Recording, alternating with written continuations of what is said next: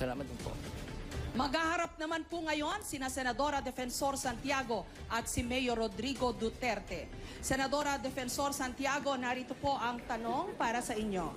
Senator Defensor Santiago, kayo po ay nag-file ng qualified medical leave noong 2012 dahil sa chronic fatigue syndrome at nagpatuloy ito noong kayo ay na-diagnose na may stage 4 lung cancer.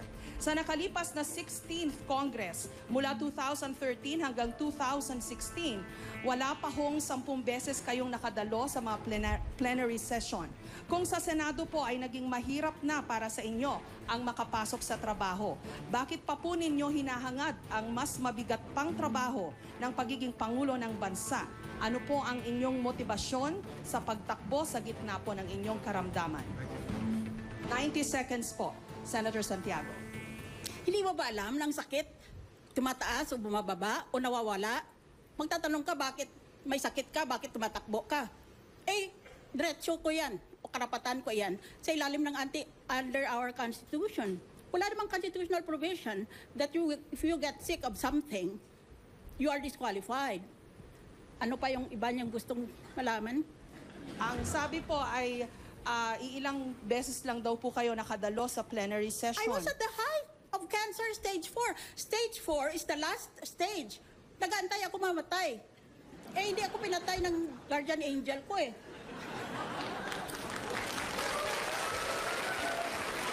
Paano raw po yan? Mas mabigat daw pong trabaho ang pagiging Pangulo sa ating bansa. Mabigat na mabigat.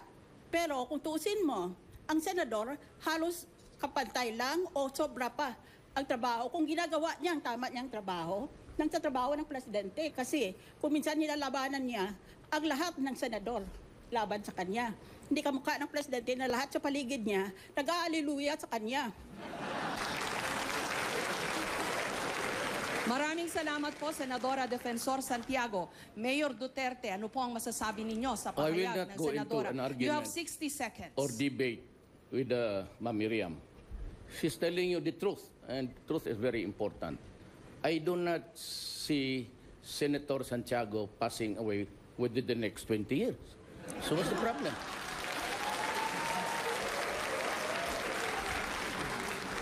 Senadora, you have a chance to answer. May counter-rebuttal po kayo kay Mayor Duterte. Thank you. 30 seconds po. My only purpose is to serve out the rest of my life. I'm already 70 years old, plus 6-year term as a president. I would have served my country until 76. I did not want to spend the next 6 years lying in